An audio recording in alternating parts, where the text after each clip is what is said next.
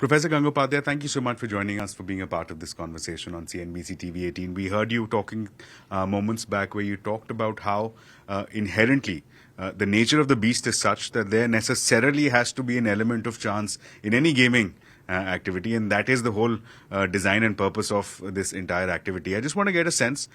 You've come back fresh on the heel of a report which talks about making a distinction between games of chance and skill. How relevant, how important is that, especially in light of this this overarching arrangement that chance necessarily, of course, has to be a part of any gaming activity? If you can design a game in which there is a winning strategy, sooner or later somebody will find it.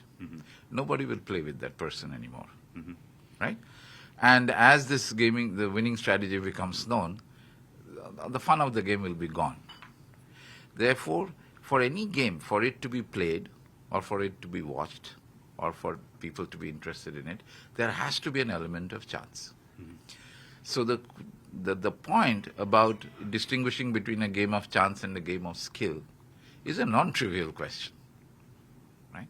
And that is what we were trying to answer by saying that let's look at outcomes of what we expect games of chance. Tell us more about this framework in the sense that is it game agnostic, is it format agnostic, how do we look at it, and also how will it assist the policymakers in arriving and making that decision in terms of what is an ideal regulatory framework? The regulators, they are not checking off whether a game is a game of chance or a game of skill before it is played. Right? They have to understand that regulators are essentially those who try to prevent ex post harm. So if a game is giving bad consequences, you stop that.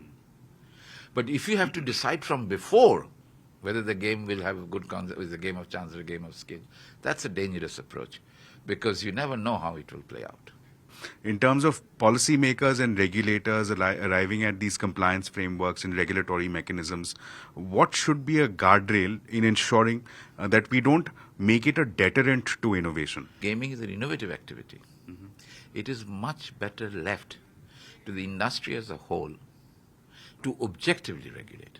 And that is what we are suggesting, that we are giving a mechanism by which any and everybody, including the self-regulatory organizations or whatever that they do, or the industry itself, can regulate. And this is nothing new, by the way. This is not rocket science, because you must understand the New York Stock Exchange was not made by any regulator.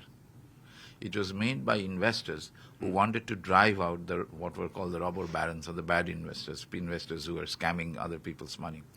To distinguish themselves from those, the New York Stock Exchange was set up.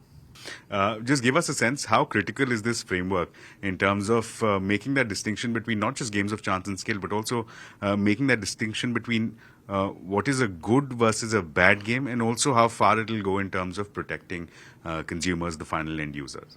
See, we should never get into this thing what is a good game and a bad game. We have already gotten into what is a game of chance and what is a game of skill, right? So game of skill will allow, game of chance we will not allow. That's a societal decision and we shouldn't get into that, right? Sure. Our thing is to enable that societal decision because every game must have an element of chance. So we are trying to solve that problem. Now, the thing is that it's not a question of whether a game is bad or good. You know, this is like saying, oh, don't play Ludo, it doesn't help your mind. No, man, come on. It's an entertainment and you never know what can lead to what, right? Sure. That's what innovation is. It's just an association of things and you suddenly get a new thing, right? So leave it to the mind to work it out. So let's not try to choose between what is a good game and what is a bad. We are not parents to every child in this society, right?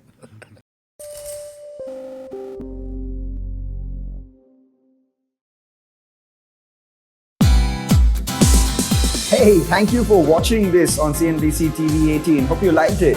For more such interesting news and updates, follow CNBC TV 18 on all the social media platforms.